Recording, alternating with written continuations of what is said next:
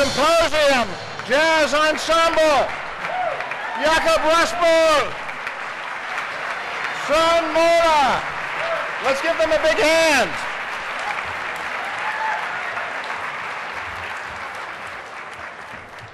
So, good morning, everyone.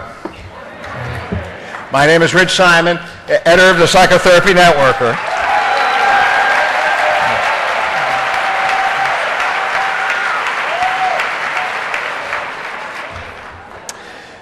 Since Lady Gaga could not be here this morning, it has fallen to me to be the official ringmaster of this CE extravaganza and gabfest.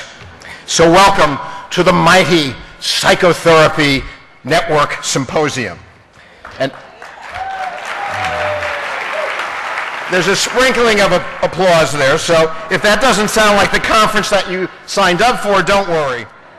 I'd also like to welcome you to the teeming mosh pit of a tribal gathering, famous for embracing people that no other club would touch with a 10-foot pole, better known to most of you as the good old networker. If the notorious club avoidant Groucho Marx was alive today, he would no doubt feel right at home with us, or at least as home as Groucho ever felt with anybody. As some of you know, I have been up here many, many times before. In fact, my wife Yetta insists that thanks to this symposium, I've had more bar mitzvahs than any nice Jewish boy on the face of the planet. But I must say that it's the moment just before I spoil it all by shushing everybody and start reciting my annual Haftorah that is actually the moment I most savor about this meeting.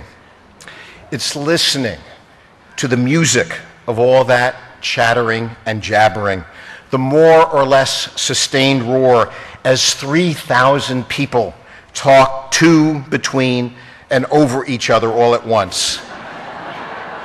To me, and I don't know about you, it's one of the most energizing, hopeful sounds in the entire world. It's the sound of people who have been cooped up in their offices all winter long. And they come here discovering together that whatever the weather outside, it's now spring. Like that obscure British rock group used to say, "Here comes the sun."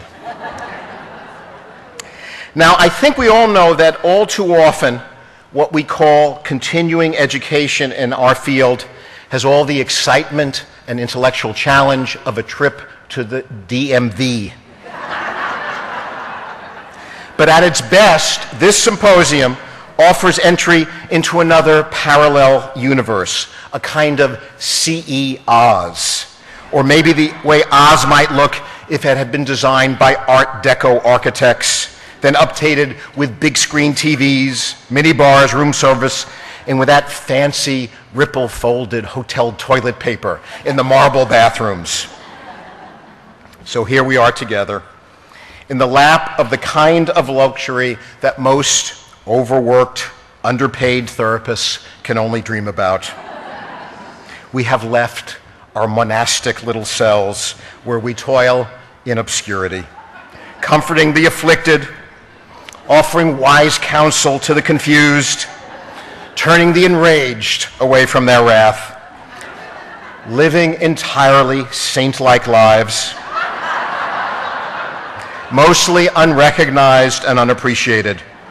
There are no YouTube videos gone viral of our fabulous interventions. And although there may be a few enviable exceptions among us, for the most part, Oprah never approached any of us to be a guest on her show. And no reality TV programs have knocked on our door, although I, for one, am available if anyone out there is interested.